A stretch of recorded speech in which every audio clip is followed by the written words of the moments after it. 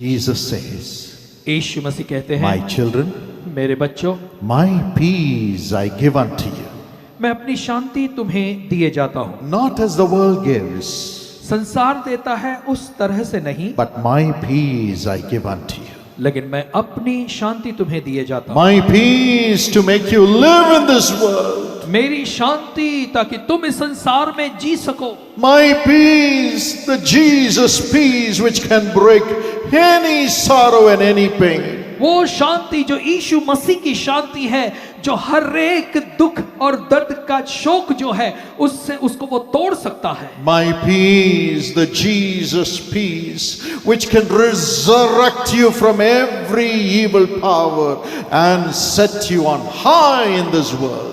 मेरी शांति यानी यीशु मसीह की वो शांति जो आपके जीवन के हर एक बुरी सामर्थ, बुरी ताकतों को तोड़कर इस जीवन में आपको ऊंचा उठा सकती है। My peace, मेरी शांति, my peace. मेरी शांति। I give you my peace, says the Lord. प्रभु कहता है मैं तुम्हें अपनी शांति दिए जाता हूँ। Today he is going to make his peace flood your heart like a river. और आज वो परमेश्वर अपनी शांति एक बाढ़ के समान आपके हृदयों में भर देगा, एक बहती नदी के जैसे भर देगा। According to Isaiah 66:13, यशायाह 66:13 के हिसाब से God says, I will comfort you like a mother, परमेश्वर कहता है एक माँ के समान मैं तुम्हें दिलासा दूंगा and I will make peace run like a river in your life. और मैं ऐसा करूंगा कि वो शांति एक नदी के समान बहते हुए तुम्हारे जीवन में आएगी। There is hope for you, my brother. मेरे भाई आपके लिए एक आशा है, There is hope for you, my sister. मेरी बहन आपके लिए एक आशा है। Jesus is coming to you. यीशु आपके पास आ रहा। And secondly, और दूसरी बात,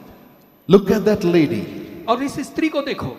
When Jesus looked at her, और जब यीशु मसीह ने उसे देखा, he said, उसने कहा, you can only give me water which will bring thirst again. और यीशु ने कहा कि देख तू मुझे वो पानी पिला सकती है जिसे पीने के बाद फिर से प्यास लगे। But I, Jesus, can give you water which will never make you thirst again, dear lady. और यीशु मसीह ने कहा है स्त्री, मैं तुझे वो जल दूंगा जिसके बाद तू कभी प्यासी नहीं होगी। She said, all right, give me that water so that I don't need to come to the well to get the water every day. उसने कहा, अरे वाह ये तो बहुत अच्छी बात है, तू मुझे वो पानी पिला ताकि इतनी दूर मुझे इस कुएं पर पानी भरने को वापस आना न पड़े।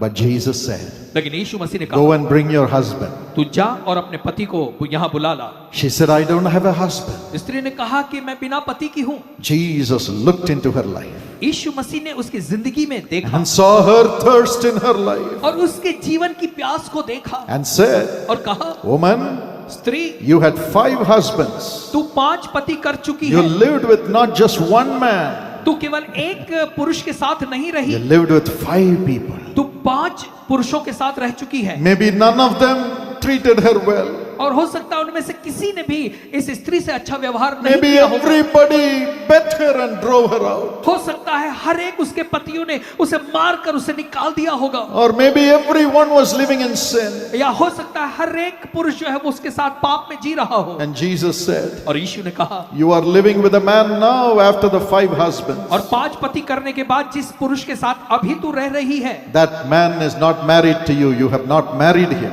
और उस पुरुष के साथ तेरी शादी नहीं हुई है। Maybe she was living with that man saying, no point in marriage. Let me just live with a man and just live on. और हो सकता है वो स्त्री उस पुरुष के साथ इसलिए रह रही होगी कि उसने सोचा शादी करके क्या फायदा, बस जिंदगी अगर चलानी है तो इसी पुरुष के साथ रहो। She was so heartbroken in her family life. पारिवारिक जीवन में इस स्त्री का बिल्कुल दिल टूट चुका She होगा was thirsting for real love, और वो सच्चा प्रेम पाने की उसके अंदर प्यास थी thirsting for a true husband. और एक सच्चा पति पाने के लिए उसकी प्यास थी। Maybe you're in agony because of your spouse. और आपके जीवन साथी की वजह से हो सकता है आप पीड़ा के दौर से जा रहे हो। Jesus understands. यीशु इस बात को समझता है, Jesus knows your agony. यीशु आपकी पीड़ा को जानता है। And the lady said, और उस स्त्री ने कहा truly, sir, you're a prophet. कि सच में मैं जान गई कि तू भविष्यद्वक्ता है। And she brought the whole village to Jesus. और वैसा करती है, पूरे गांव को यीशु के पास बुला ले आती है। Jesus understands the agony you're going through in your family relationship.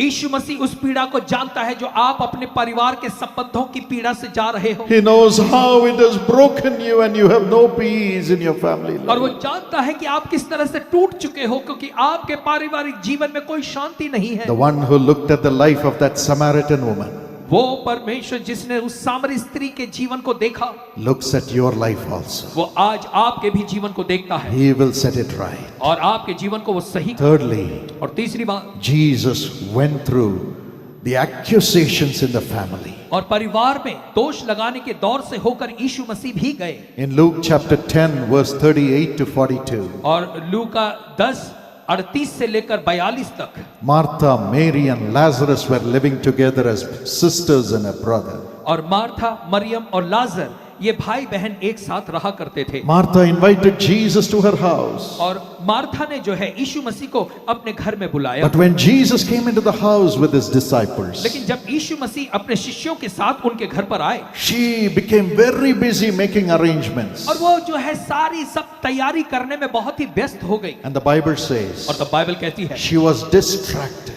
और वो जो है उसका ध्यान यहाँ वहां She बढ़ने was लगा, distracted from Jesus. और यीशु मसीह से वो बहुत ही बेचैन हो गई। She was busy working for the family, और परिवार के लिए काम करते करते करते व्यस्त हो गई। working to accommodate Jesus and his disciples. और वो काम कर रही थी ताकि वो यीशु मसीह और उनके चेलों को अच्छे से देखभाल कर And सके। that busy working made her to be distracted from looking at Jesus, enjoying Jesus. और उसी व्यस्तता की वजह से वो जो है प्रभु यीशु मसीह की ओर से उसका ध्यान हट गया और यीशु मसीह के उपस्थिति का आनंद वो नहीं ले पाई। But her sister Mary was sitting at the feet of Jesus, लेकिन उसकी बहन जो मरियम थी वो यीशु के पैरों के पास बैठी थी always listening to the words of Jesus and looking at his face. और हमेशा लगातार वो यीशु मसीह के शब्दों को सुनते जा रही थी, उसके चेहरे को देखते हुए। Martha saw this और जब मार्था ने ये देखा and became very angry. तो उसे बहुत ही गुस्सा आया She complained about her sister to Jesus. और यीशु के पास आकर वो अपनी बहन की शिकायत करती है। She said, और वो कहती है she is sitting at your feet कि देख प्रभु ये तेरे पैरों के all पास the बैठी time है, praying. हमेशा प्रार्थना करती She रहती is है, not helping me in my home. मेरे घर के काम में मुझे मदद नहीं कर रही। Then she condemned Jesus. और तब यीशु पर उसने दोष लगाया। She said, उसने कहा Jesus, Yeshu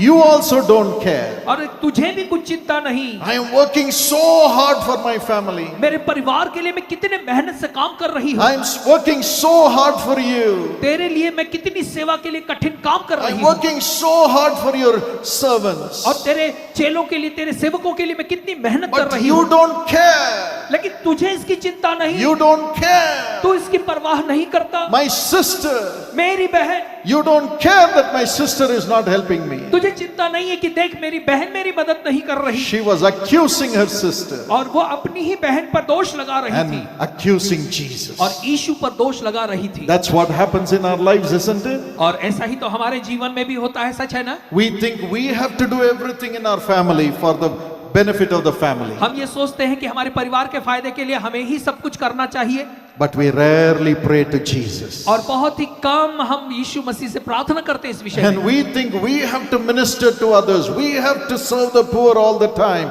But we rarely pray to Jesus as Mary did. और फिर हम ये हमेशा सोचते हैं कि हमें लोगों की सेवकाई करनी है, हमें लोगों के लिए काम करना है, और इस व्यस्तता की वजह से हम प्रार्थना में बहुत ही कम होते हैं। Because of that, the accusing spirit, the condemning spirit came into Martha. और इसी वजह से दोष लगाने वाली जो आत्मा थी वो मार्था में आई, And she was even condemning God, और वो परमेश्वर को भी दोष लगा रही थी, accusing her sister.